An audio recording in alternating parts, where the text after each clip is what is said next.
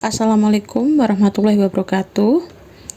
Salam sejahtera untuk kita semua. Namo Buddhaya, salam kebajikan. Om Swastiastu. Oke, pada kesempatan hari ini saya Alvina Fadilatul Mabruroh akan menyampaikan materi terkait dengan lembaga sosial atau social institution. Apa kabar hari ini? Semoga senang, bahagia, semangat. Semoga tidak marah-marah, tidak lagi kesel, bete, sedih, lelah, apalagi capek gitu ya. Semoga hari ini sehat semuanya, bisa menyimak video ini, video pembelajaran sosiologi tentang lembaga sosial dengan baik.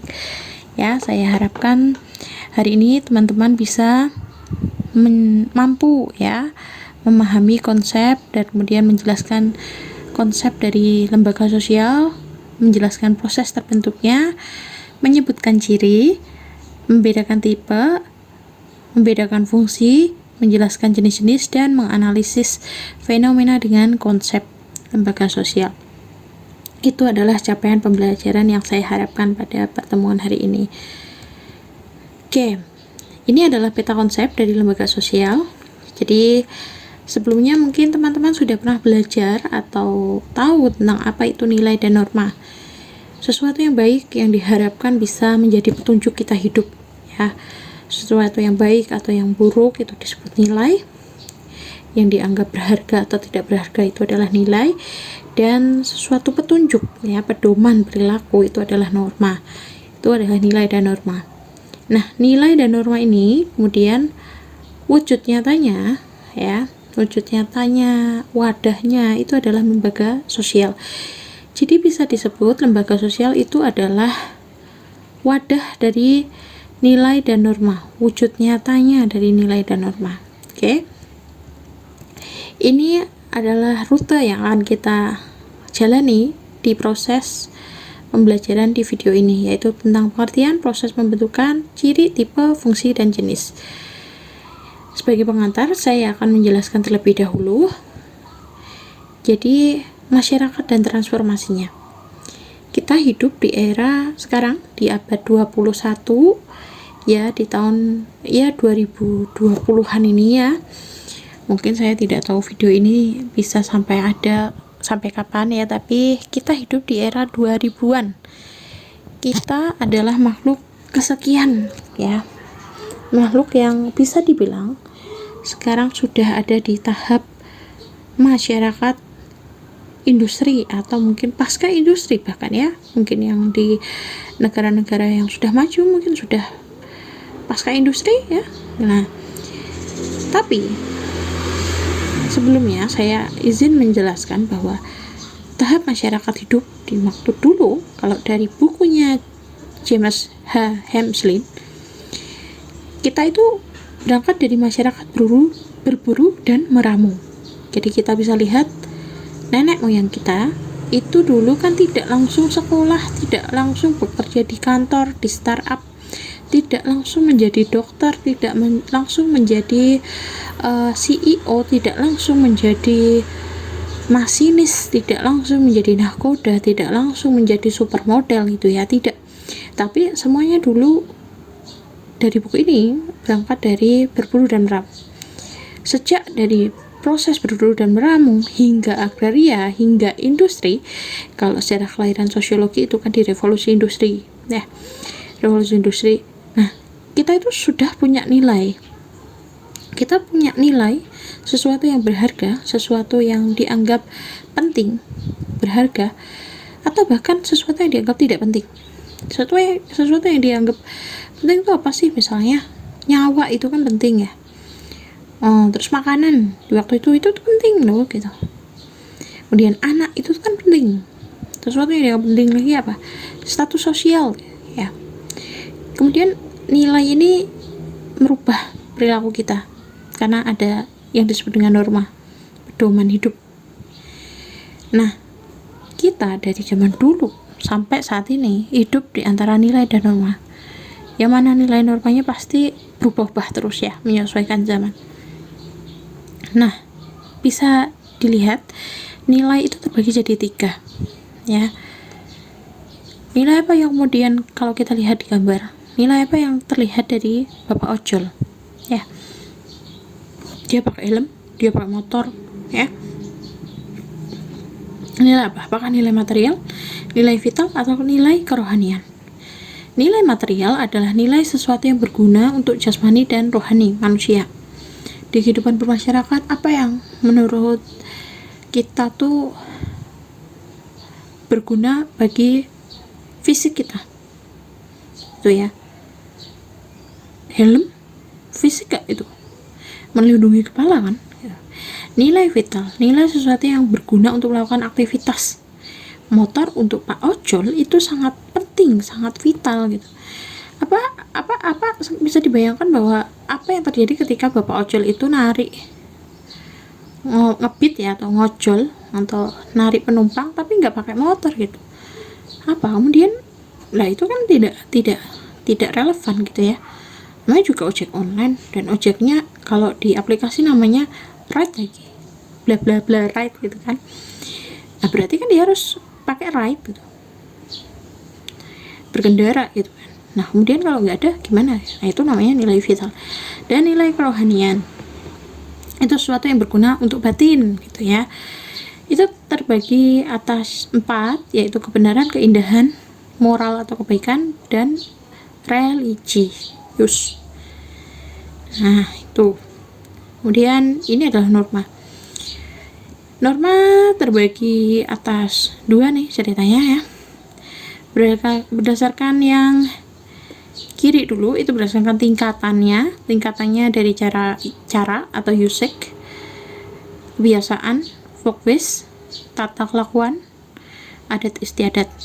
Kemudian kalau dari kekuatan sanksinya itu ada yang dari nilai religius atau nilai agama, norma agama, norma agama, norma hukum, norma kesopanan, dan kesusilaan.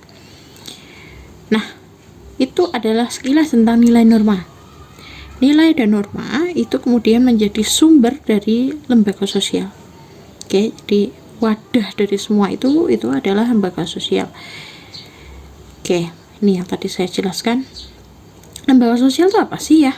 Dia ada sejak kapan? Sejak dulu yang lembaga sosial sudah ada.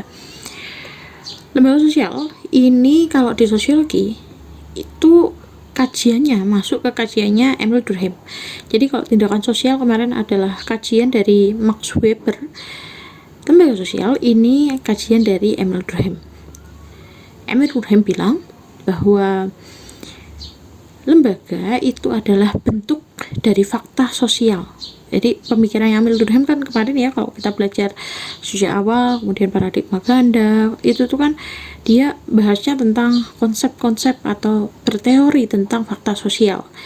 Nah, fakta sosial sendiri itu sebenarnya terbagi jadi 2, ya, bentuknya bendawi, yang material, sama yang non bendawi. Nah, oke. Nah, fakta sosial ini adalah bentuk dari bendawi dari fakta sosial. Lembaga sosial ini adalah bentuk bendawi dari fakta sosial. Oke, sekarang masuk ke pengertian. Ini ada 5 gambar ceritanya. Mana yang menurut kalian bukan bagian dari organisasi atau asosiasi atau wujud nyata dari lembaga sosial. Jadi tadi kalau saya jelaskan, ini kan ada nilai norma di masyarakat, kemudian diwadahinya di lembaga sosial. Nah, wujud nyata dari lembaga sosial lebih konkretnya itu adalah organisasi atau asosiasi, ya atau instansi. Nah, oke. Mana yang bukan? Apakah OJK? Apakah LT? Apakah KUA? Apakah LPK? Apa namanya ini? Lapas ya, lapas bisa dibilang lapas, atau tim PKK. Nah, jawabannya adalah semuanya ini adalah wujud nyata dari lembaga sosial. Nah, lembaga sosial itu terbagi jadi macam-macam, bisa terbagi dari jadi institusi, bisa terbagi jadi asosiasi, ya, atau terbagi jadi organisasi, ya. Apa sih perbedaan organisasi atau asosiasi, atau mungkin bisa dibilang institusi ya dengan lembaga sosial? Nah, nih, ini pengertiannya. Lembaga sosial itu adalah institusi, ya. institusi. Mungkin tadi saya salah sebut ya. Lembaga sosial itu adalah institusi, bukan institut ya. Atau dia lembaga sosial itu bisa disebut dengan pranata sosial. Jadi besok kalau yang muncul pranata sosial atau institusi sosial itu adalah sinonim dari lembaga sosial. Dia itu adalah wadah dari sekumpulan nilai dan norma yang mewujudkan kebutuhan masyarakat. Oke, misal ada OJK karena masyarakat perlu nih, dia butuh yang mengawasi tentang keuangan negara, ada OJK. Ada pasar, masyarakat butuh sesuatu tempat untuk menyediakan kebutuhan sehari-hari untuk makan gitu. Nah, itu adalah asosiasi dari lembaga gitu kan. Jadi lembaga itu apa? Lembaga itu adalah sistem nilai dan norma, karena dia kumpulan kan dari nilai dan norma, dia kemudian membentuk sistem. Nah, asosiasi atau organisasi atau mungkin disebut juga institut itu adalah wujud nyata dari lembaga sosial. Itu ya, asosiasi sendiri memiliki tata tertib, anggota, dan tujuan. Pengandaiannya sesederhananya gini, lembaga sosial itu adalah permainan sepak bola ya. Jadi ada aturan di situ, ada nilainya di situ. Oh, kalau masuk gawang itu artinya gol gitu, artinya bernilai 1 poin. Itu adalah lembaga sosial. Itu permainannya adalah lembaga sosial. Sedangkan pemain sepak bola, tim sepak bola itu adalah asosiasi. Oke? Itu. Wujud nyata dari perwujudan nilai dan norma lembaga itu adalah asosiasi ya, asosiasi atau organisasi atau mungkin institut gitu ya. Nah, lembaga ekonomi misal itu adalah asosiasi dari atau institut ekonomi gitu ya. Kemudian Islam itu kan adalah lembaga agama ya. Itu adalah asosiasi nyatanya adalah FKUP, kemudian ini ya, Komisi Sosial, MUI yang melakukan Komisi Sosial itu. Nah, ini adalah sederhananya lembaga dan asosiasi atau organisasi. Lembaga, keluarga, itu asosiasi atau bentuk nyatanya itu apa sih? Gitu, TRAH, BKBN, PKK, perkawinan itu KUA, pendidikan itu SD, SMP, SMA, sampai perguruan tinggi, agama itu masjid, gereja, pura, vihara, kelenteng, dan lain sebagainya. Ini definisi tokoh. Untuk lembaga sosial itu apa? Ada dari Sela Sumarjan, Suryono Sukanto, Paul Harten, Kunchoro Nikrat, Mayer Polak, Robert Masifor, and Page. Jadi apa sih dari sederhananya ini? Kesimpulannya apa sih? Jadi yang disebut lembaga adalah wadah dari sekumpulan norma. Norma itu kaidah ya, yang mengatur orang-orang ini pendukungnya untuk mewujudkan kebutuhan. Oke. Sekarang ke proses pertumbuhan, ciri, fungsi, dan tipe. Proses pertumbuhan lembaga sosial itu terbagi jadi 2, secara sengaja dan tidak sengaja. Pasar itu tidak terencana. Proses pertumbuhan lembaga sosial itu terbagi jadi 2, secara tidak terencana dan terencana, yang memang sengaja nih direncanakan. Pasar itu adalah lembaga yang muncul secara tidak terencana. Kok bisa? Lah, kalau pasar itu adalah tidak terencana, kenapa ada gedungnya gitu kan? Nah, kita kalau melihat lembaga itu tidak bisa melihat dari konteks sekarang, kejadian sekarang, nggak bisa. Kita harus lihat dari sejarah. Nah, dulu sebelum ada pasar, kita itu prosesnya apa? Kan barter ya. Nah, barter itu kan sesuai kebutuhan antar orang ke orang, bukan individu ke individu gitu ya. Kalau bisa dirunut gitu, dari interaksi sosial itu kan wujud dari bargaining gitu kan, bertukar-tukar gitu kan. Itu kan prosesnya tidak terencana. Kemudian setelah masyarakat menganggap bahwa oh ini butuh nih, nah itu baru dibikin kan pasar. karena ada mata uang juga ya.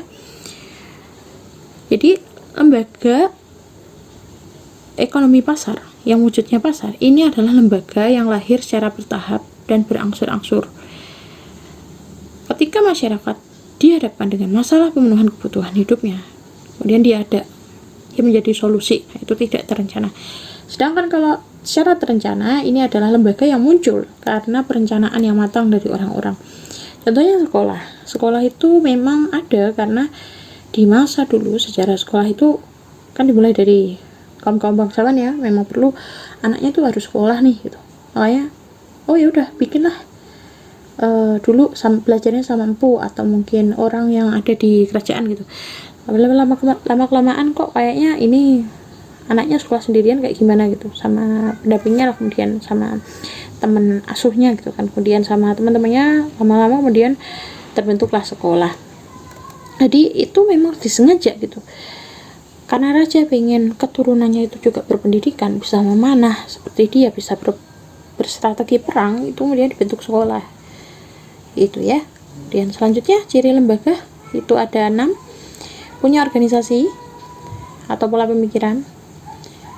Jadi berpola gitu, pasti lembaga sosial itu punya pola, punya tradisi atau kebiasaan, punya daya tahan, kekalahan tertentu, punya tujuan, punya alat kelengkapan, dan punya lambang.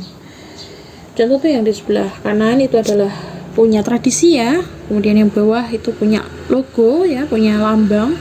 Lambang sendiri itu punya 2 jenis, presentasional dan diskursif.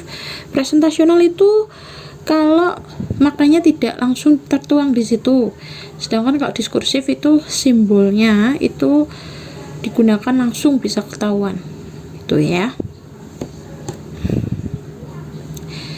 Selanjutnya ini adalah penjelasan dari yang tadi ya.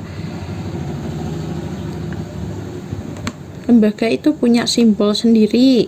Misal simbolnya yang tertuang yang terlihat di situ itu adalah hukum kan, itu jadi punya kekhasan tertentu, punya tata tertib atau tradisi, entah itu bisa tertulis atau tidak tertulis ya. Kalau yang lihat gambar itu adalah yang tidak tertulis, usianya lama, ada pewarisan dari generasi ke generasi. Yang namanya lembaga itu pasti ada upaya untuk ini biar langgeng gimana nih, biar usianya lama, jadi ada pewarisan dari generasi ke generasi. Kemudian punya alat kelengkapan. Kalau di lembaga politik misalnya, di parpol, asosiasinya parpol ya, punya baliho-baliho tuh untuk mencapai tujuannya tuh dibikin alat. Kalau di sekolah apa? Misalnya papan tulis kayak gitu. Terus punya ideologi. Ideologi itu apa sih? Itu pemahaman, sudut pandang ya. Terus yang terakhir punya daya tahan kekebalan. Biar tidak lenyap, dia punya daya tahan atau kekebalan, biar tetap lestari tadi ya, punya usia yang panjang, dia punya daya tahan kekebalan. Macam-macam ya bentuknya, daya kekebalannya macam-macam. Selanjutnya adalah fungsi, ada 2, fungsi manifest yang disadari dan menjadi harapan, dan fungsi laten yang tidak disadari dan bukan menjadi tujuan utama. Contoh sebelah kanan, gambar yang atas yang ada tulisannya Tribun Pontianak, itu adalah fungsi manifest dari polisi. Itu apa sih yang disadari dan diharapkan? Itu polisi itu kan menjadi pengaman ya, menjadi orang yang menegakkan ketertiban, keamanan, mengayomi masyarakat. Itu adalah fungsi yang disadari dan menjadi harapan. Tapi dalam realitanya, apakah kemudian fungsi itu hanya muncul itu saja? Kan enggak, kan ada juga fungsi yang tidak diharapkan tapi kemudian ada gitu kan, tidak disadari tapi kemudian ada gitu, tidak menjadi tujuan utama tuh. Ada misalnya kalau di tingkat sekolah itu kan merupakan lembaga pendidikan. Apa sih fungsi manifestnya? Fungsi manifestnya untuk mencerdaskan kehidupan bangsa. Tapi fungsi latennya apa? Apa yang muncul yang tidak disadari dan tapi ada muncul gitu menjadi tujuan utama. Oh, ternyata di fenomena di sekolah anak-anak itu pacaran gitu ya. ternyata sekolah itu katanya jadi tempat untuk belajar, tapi kok buat pacaran juga gitu kan. Nah, itu adalah fungsi manifest dan laten. Nah, ini proses pelembagaan dan internalisasi. Proses pelembagaan namanya institution, ya, yaitu proses norma dikenali, dimengerti, ditaati, dan internalisasi itu proses norma menjadi darah daging. Kalau saya sudah menjelaskan di bab status dan peran, pernah saya jelaskan itu, internalisasi itu adalah dimana proses norma itu sudah diwariskan secara mendarah daging dari dia ada sampai meninggal, ya. Biar apa? Biar masyarakat itu berperilaku sesuai dengan pola. Jadi gak ada yang menyimpang gitu ya istilahnya. Nah, ini selanjutnya adalah tipe lembaga sosial. Itu ada 5, ya teman-teman. Dimulai dari berdasarkan sudut pengembangan, nilai yang diterima, sudut penerimaan, fungsi, dan penyebaran. Sudut pengembangan terbagi jadi 2, creative social institution yang tidak disengaja tumbuh, dan enacted. Enak itu kan, makanya kita kalau enak itu kan disengaja terus ya. Enacted social institution. Creative itu yang tidak disengaja, itu perkembangannya terjadi karena pola integrasi masyarakat yang kuat. Kemudian lama-kelamaan proses tersebut itu disadari dan berkembang menjadi adat istiadat, kemudian jadi lembaga yang mapan. Contohnya di zaman dulu gak ada tuh lembaga pernikahan. Orang kalau nikah di masa berburu ramai ya udah gitu kan. Nah, kemudian lama-kelamaan kan kayaknya perlu nih legitimasi kayak pengesahan gitu. Muncullah lembaga pernikahan gitu. Ya kan? Itu jadi karena pola perilaku masyarakat yang integrasinya kuat, kekuatannya kuat gitu lah ya. Kemudian masyarakat menyepakati itu dan jadilah interaksi itu. Ada yang sengaja dibentuk, contohnya lembaga pendidikan, lembaga utang piutang gitu ya. Ini berawal dari creative sosial, jadi yang tidak sengaja, kemudian yang dilengkapi dengan struktur yang lebih mapan. Selanjutnya berdasarkan sistem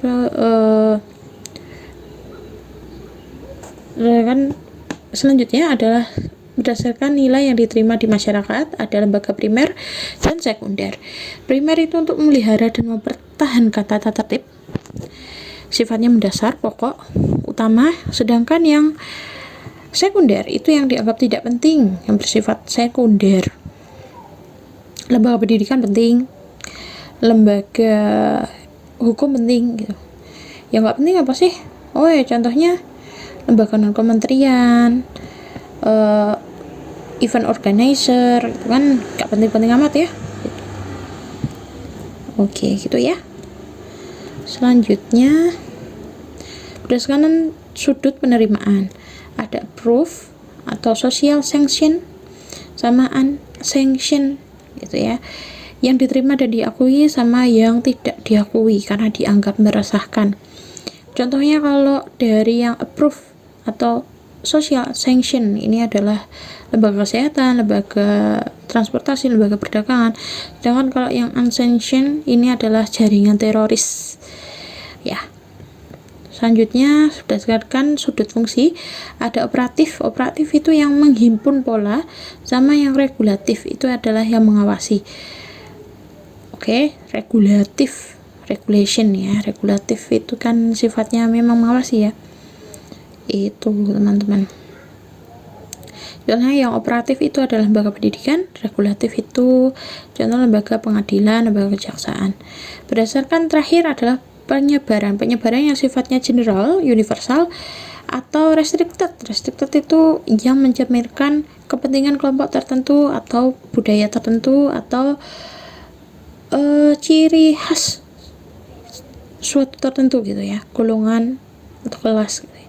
Contohnya kalau yang general itu lembaga agama, yang asosiasinya mungkin Kementerian Agama gitu ya. Restricted Social Institution itu contohnya adalah lembaga untuk kearifan lokal di Bali misalnya. Nah, oke, tuh ya. Kita lanjut ke jenis lembaga. Jenis lembaga itu terbagi jadi 6. Pertama adalah keluarga, yang kedua pendidikan, yang ketiga agama, ekonomi, hukum, dan politik. Kita bahas lembaga keluarga terlebih dahulu. Adalah lembaga yang paling kecil di masyarakat. Isinya 2, ya, ayah ibu, suami istri, itu sudah bisa disebut sebagai lembaga keluarga. Yang tinggal satu rumah atau yang masih punya hubungan kekerabatan atau hubungan darah, bisa jadi karena proses perkawinan, kelahiran, adopsi, atau yang lain-lain. Kita nih sebelah kanan itu keluarganya Pak Jokowi, itu kan isinya cuma berapa orang tuh, 1, 2, 3, 4, 5, 6, itu sudah bisa disebut sebagai lembaga keluarga. Beda kan sama sekolah yang harus isinya berapa gitu baru bisa disebut sebagai lembaga pendidikan gitu kan. Nah, lembaga keluarga ini merupakan lembaga yang diterima ya kalau dari tadi ya, dari sudut penerimaannya itu dia terima ya, dia juga lembaga primer. Itu fungsinya apa sih? Fungsi utama lembaga keluarga itu menjaga anak biar tidak menyimpang kan gitu ya, karena dia unsur terkecil di masyarakat, dia itu juga sebagai yang membatasi perilaku biar tidak menyimpang. Nah, ini ada pertanyaan penting, gimana sih kalau kemudian kita ini bukan anak kandung dari orang tua kita, apakah masih disebut keluarga?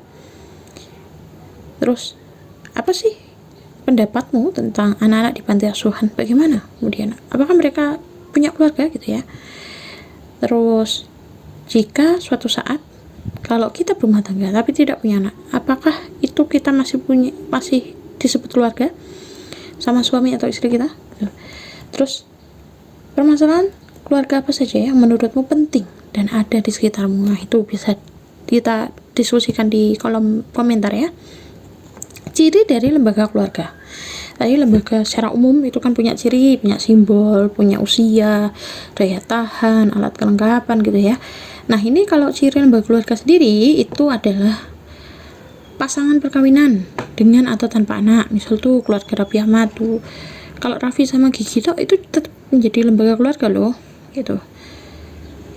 Raffi, Gigi, Rafathar itu juga keluarga. Besok misal Raffi, Rafathar, Cipung itu juga keluarga. Jadi didasari perkawinan dengan atau tanpa anak, berkaitan dengan hubungan yang disengaja, hubungan perkawinan yang disengaja, punya sistem tata nama, punya nenek moyang yang sama, manusia ya, berkaitan dengan keturunan dan punya fungsi ekonomi. Misal, Raffi Ahmad nih perannya sebagai apa? Ayah ya kan, statusnya sebagai apa? Ayah. Perannya sebagai apa? Peran itu kan tanggung jawab yang harus dilakukan karena punya status sosial ya. Apa? Sebagai pencari nafkah misalnya. Nah, itu. Terus ini fungsi lembaga keluarga, teman-teman bisa dibaca. Pengawasan sosial untuk mengontrol perilaku, pemberian status, menjadikan sebagai anak ini atau suami atau istri ini gitu. Reproduksi meneruskan keturunan, ekonomi sebagai pencari nafkah, proteksi menciptakan ketentraman, keterlindungan, rekreasi menyebarkan otak ya. Ini maksudnya piye keluarga kok sebagai rekreasi. Jadi gini, ketika orang sendiri sama orang punya keluarga itu kan akan tetap berbeda ya. Liburan bareng-bareng, bersenda gurau setelah beraktivitas seharian, itu kan rekreatif ya, sifatnya menyenangkan gitu. Sosialisasi mengenalkan nilai norma dan afeksi, itu untuk pemenuhan kebutuhan psikososial ya, kasih sayang lah ya. Nah, bentuk-bentuk keluarga ini kalau dari buku itu ada 2 secara garis besar, monogami dan poligami. Monogami itu kalau punya satu orang punya satu pasangan, oke? Sedangkan poligami itu kalau satu orang punya lebih dari satu pasangan. Kalau pasangannya adalah laki-laki, jadi punya lebih dari satu laki-laki, perempuan punya lebih dari satu pasangan laki-laki, itu namanya poliandri. Sedangkan kalau yang laki-laki punya pasangan lebih dari satu perempuan, itu namanya poligami. Jadi poligami itu secara umumnya, kalau seorang individu atau manusia punya lebih dari satu pasangan, itu namanya poligami. Nah, posisinya kalau yang perempuan yang punya lebih dari satu pasangan, itu namanya poliandri. Kalau yang laki-laki punya lebih dari satu pasangan perempuan, itu namanya poligini. Nah, ada lagi nih yang di sebelah kanan, poligini sosorat. Ini adalah ketika laki-laki punya lebih dari satu pasangan, di mana perempuannya itu masih kakak adik. Oke, gitu ya. Nah, ini adalah secara garis besar tentang lembaga keluarga berdasarkan asal pasangan. Itu ada dua, eksogami dan endogami. Eksogami itu kalau masih menerima asal pasangan dari luar, ya, jadi dia membuka kesempatan pernikahan di luar kelompoknya. Sedangkan kalau endogami, dia hanya menerima pasangan dari dalam kelompoknya. Kalau garis keturunan ini ada dua, patrilineal sama matrilineal.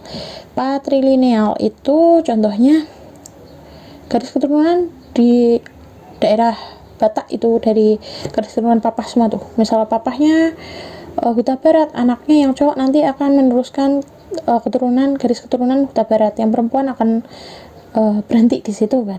Nah, garis keturunannya. Jadi dari ayah ke anak laki-laki, itu adalah patrilineal. Sedangkan kalau matrilineal itu dari garis keturunan perempuan, mamah ya, mamah ibu. Tuh contohnya yang di Minangkabau, di wilayah Minangkabau itu perempuan yang meneruskan garis keturunan. Setelah pemukiman setelah menikah ada patrilokal, matrilokal, dan neolokal. Intinya ya, kalau patrilokal itu adalah patrilokal, matrilokal itu adalah mamah matrilokal. Neolokal itu kalau kedua-duanya sepakat untuk meninggalkan, baik dari keluarga cowok atau keluarga cewek, jadi dia tinggal jauh dari keluarga cowok atau yang cewek. Itu selanjutnya adalah dari jenis anggota keluarga, ada keluarga inti, keluarga besar, keluarga duda atau janda, kita sebut single family, keluarga berkomposisi atau composite. Nah, ini penjelasan lebih detailnya. Endogami itu pernikahan antar kelompok sosial, etnis atau ras yang sama. Eksogami itu yang berbeda. Nah, endogami ini di Baduy itu endogami, Baduy dalam itu, jadi orang-orang Baduy dalam itu hanya boleh menikah dengan orang-orang di Baduy dalam, itu namanya endogami ya. Itu jadi kayak untuk menjaga kemurnian darah mereka. Orang Batak juga iya. Kemudian kalau eksogami itu pernikahan yang berbeda gitu ya, macam-macam nih. Ini pernikahan bisa beda ras, suku itu. Terus nih dari keturunan ini Minangkabau ya, yang tadi saya bilang menganut matrilineal. Nah, ini adalah contoh-contoh yang di bawah. Kalau dari ayah itu di masyarakat Batak, Cina, Arab Saudi, dan Sudan. Kalau yang matrilineal di Minangkabau, di Nayar, India, di Asanti, di Ghana, dan Hopi dan Ohama. Nih pemukiman setelah menikah. Nah, ini kalau patrilokal tuh yang dekat suami, misal orang Indonesia menikah dapat India, terus kemudian habis itu dia tinggal di India, itu namanya patrilokal. Kalau matrilokal, nih mau di Ayunda, suaminya kan orang Korea, habis menikah suaminya tinggal di Indonesia, itu namanya matrilokal. Kalau neolokal nih, orang Indonesia nih, sama-sama orang Indonesia, orang Jakarta, kemudian habis menikah sama-sama tinggal out dari Indonesia, tinggal di Jerman. Nah, itu namanya neolokal. Nah, ini adalah glorasiumnya ya, catatan pendeknya. Ini isu terkait lembaga keluarga, ada fatherhanger ya. Kalau dengar fatherless itu masuk ke fatherhanger. Broken home, delinquent itu kenakalan remaja, homeless family itu keluarga tanpa rumah, gelandangan itu loh. Nah, ini adalah literasi tambahan. Ini adalah lembaga pendidikan, adalah institusi tempat belajar ya, proses belajar mengajar tercipta dengan tujuannya adalah mengubah tingkah laku individu ke arah yang lebih baik. Jadi ini kalau tadi yang keluarga itu ini utamanya cirinya adalah ya untuk ini ya untuk meneruskan keturunan. Nah, kalau pendidikan ini untuk mengubah perilaku ya, tempat proses belajar mengajar. Fungsinya macam-macam nih. Bisa perantara pemindah kebudayaan, memberikan persiapan peranan pekerjaan, mempersiapkan peranan sosial ya, kemudian menjadi dasar penilaian, penyesuaian diri ya kan. Kalau di sekolah itu kan kita harus menyesuaikan diri ya, atau meningkatkan kemajuan pengetahuan melalui riset-riset ilmiah. Nah, ini kalau secara sosiologis ya, lembaga pendidikan itu terbagi jadi 3, informal, formal, non formal yang di sebelah kanan. Ya, kita tahu ada yang namanya Ki Hajar Dewantara ya, yang mana merupakan tokoh pendidikan. Dia juga membagi pendidikan itu, lembaga pendidikan jadi 3 nih. Kalau sekolah di bahasa dia itu adalah lembaga sekolah. Kalau di kita namanya di sosiologi namanya lembaga pendidikan lembaga pendidikan formal. Kalau keluarga di lembaga pendidikan namanya lembaga pendidikan informal. Jadi informal itu sama seperti keluarga, formal itu sekolah. Nah, lembaga pendidikan non formal itu adalah masyarakat, itu ya. Nih, jadi kalau lembaga pendidikan informal itu keluarga, formal itu sekolah sampai perguruan tinggi. Lembaga pendidikan non formal itu masyarakat ya, bisa Karang Taruna, kelompok pengajian, lembaga kursus, badan latihan kerja, diklat gitu ya. Lembaga pendidikan lahir ketika kebudayaan suatu masyarakat itu mulai kompleks. Jadi karena masalahnya mulai macam-macam nih, lembaga pendidikan kemudian lembaga yang direncanakan dan memang disengaja ada. Kenapa? Karena ini untuk mengakomodir itu memenuhi kebutuhan akan pengetahuan yang tidak bisa dipenuhi oleh lembaga keluarga gitu ya. Nah, ini adalah ciri-ciri pendidikan informal, formal, dan non formal. Gampang sekali ya, teman-teman pasti bisa. Kalau saya jamin nih pasti bisa. Informal itu yang terjadi di keluarga, berarti terus menerus waktunya ya kan, berbeda dengan yang formal yang dilakukannya ada batasan waktu kan, jam 7 sampai jam 3 ya. Kalau SMA harus pakai seragam, harus pakai aturan, ada guru gitu kan. Sedangkan kalau di sekolah kan enggak, di rumah kan enggak, di keluarga itu kan tanpa ada batasan waktu ya, sepanjang usiamu selama jadi anaknya bapak ibumu, kamu akan mendapatkan pendidikan informal gitu. Nah, ini adalah ciri-ciri. Kalau pendidikan non formal jelas terjadinya di masyarakat, waktu belajarnya tidak tentu ya, sesuai kebutuhanmu. Di sana tidak ada guru, adanya adalah fasilitator, semua bisa jadi guru ya kan. Terus waktu dan tempat itu berdasarkan situasi dan kebutuhanmu. Tujuan pendidikannya kalau non formal adalah memperoleh hal-hal yang berkaitan dengan lapangan pekerjaan atau adaptasi dengan kehidupan masyarakat. Nah, ini individu anak ya, belajar mengikuti pendidikan baik di lingkungan pendidikan formal, informal ataupun non formal. Nah, ini fungsi dari lembaga pendidikan ada 2, lembaga fungsi manifest yaitu yang dikehendaki dan disadari itu ada 4, mempersiapkan anggota masyarakat agar mencari nafkah, mengupayakan tenaga terlatih, membuka kesempatan memperbaiki nasib, terus mengajarkan nilai dan norma. Fungsi lainnya, fungsi yang tidak dikehendaki tapi ada, muncul, tidak disadari dan kemudian ada, itu adalah mengurangi pengendalian orang tua ya kan. Jadi terkesannya makin kesini setiap anak itu yaudah tanggung jawabnya sekolah aja nih sekolah gitu kan. Jadi pengendalian orang tuanya kurang gitu kan. Karena apa? Karena itu dari jadwal sekolah juga ya, dari jam 7 sampai jam 3 gitu kan, yang mengawasi jadi guru kan. Nah itu fakta bahwa mengurangi pengendalian orang tua terhadap anak. Yang kedua, mengajarkan anak untuk berpikir kritis dan berpikir positif, ya kan. Tugas-tugas itu kan banyak tuh. Nah fungsi latihnya apa? Melatih anak kan untuk berpikir kritis dan berpikir positif, ya, manajemen diri lah ya intinya. Kemudian ini fungsi dari pendidikan non formal ada 3. Komplement itu pelengkap, suplemen itu menambah, substitusi itu mengganti. Nah ini seperti yang tertera di gambar ya, tuh bisa dipahami, dibaca.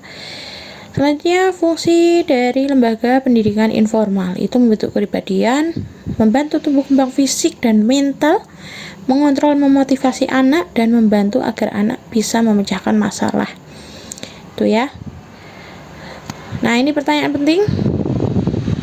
Secara sosiologis, gimana kamu menghadapi anak putus sekolah? Gimana posisinya kalau ada anak yang tidak mau belajar? Gimana kalau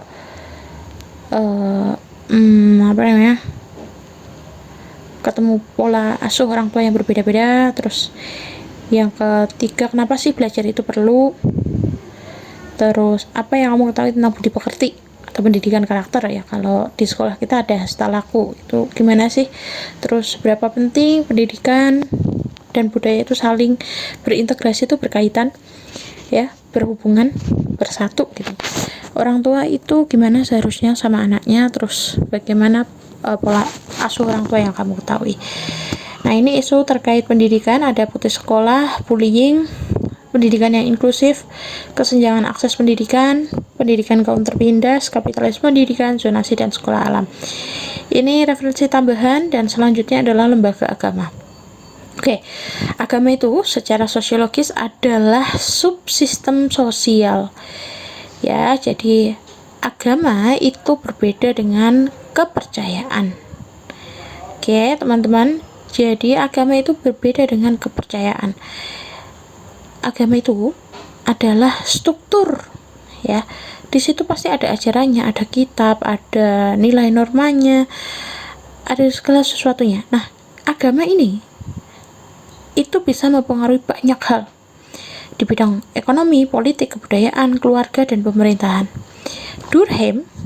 Emil Durkheim nih percaya bahwa agama ini adalah sistem yang terpadu. Ya, terdiri dari keyakinan dan praktik yang berhubungan dengan hal-hal suci dan menyatukan semua penganutnya dalam suatu komunitas moral yang dinamakan umat. Makanya ya, jemaah pengikut atau umat agama itu kan pasti kalau menganut agama tertentu itu pasti juga akan mempengaruhi bagaimana dia bersikap ya di bidang politik, ekonomi, kebudayaan, pendidikan gitu kan. Contohnya apa? Agama itu bisa mempengaruhi sistem perkawinan, yang kemudian itu kan mempengaruhi sistem kekeluargaan ya, lembaga keluarga. Contohnya di Bali ada sistem perkawinan ya, yang tentunya akan berbeda dengan di Aceh, tentu juga akan berbeda dengan di Jawa gitu ya.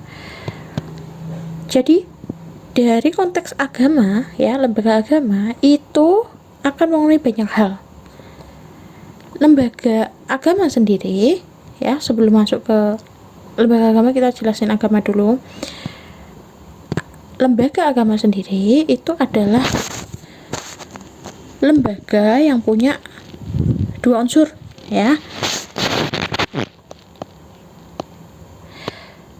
Unsurnya itu adalah unsur yang imanen dan trandensial.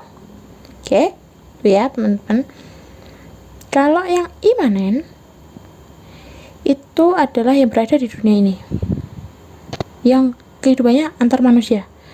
Sedangkan yang trandensental itu yang terkait dengan keberadaan Tuhan, tentang praktik keagamaannya.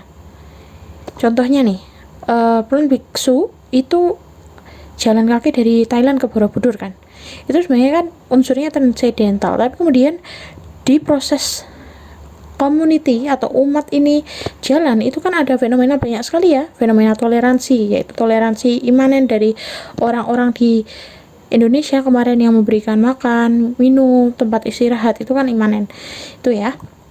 Nah, fungsi agama, lembaga agama itu macam-macam. Ada mencari identitas moral, menjelaskan arah dan tujuan hidup, meningkatkan solidaritas, mempererat persatuan dan kebersamaan atau self of belonging dan self of trust, kepercayaan.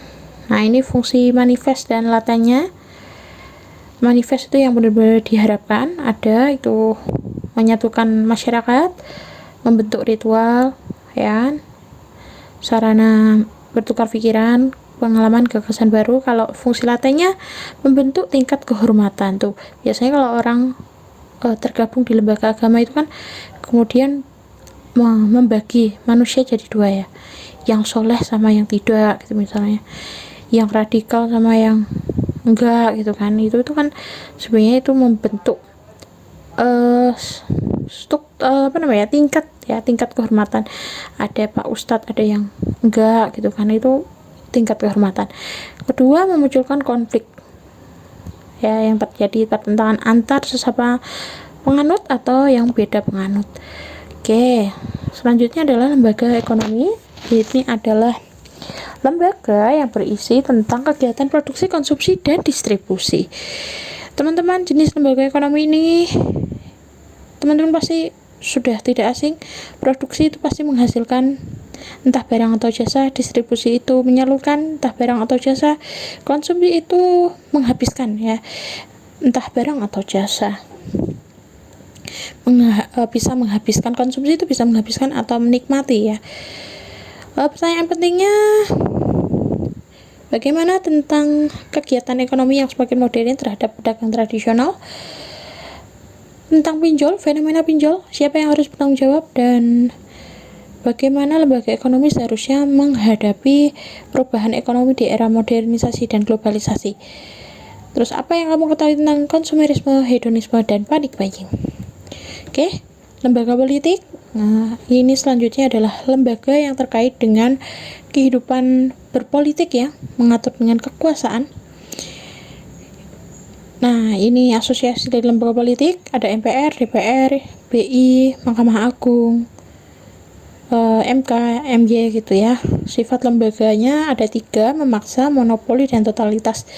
Memaksa itu maksudnya apa? Lembaga politik punya kekuasaan untuk memaksakan kehendak, baik dari jalur hukum atau kekerasan. Monopoli itu ketika lembaga politik berusaha menguasai, mono itu kan menguasai sesuatu dengan tanpa saingan. Kemudian totalitas itu ketika lembaga politik secara menyeluruh meminta orang tanpa pandang bulu ya untuk mentaati sesuatu ya, yang tujuannya apa? Tujuannya juga untuk kebutuhan bersama gitu ya.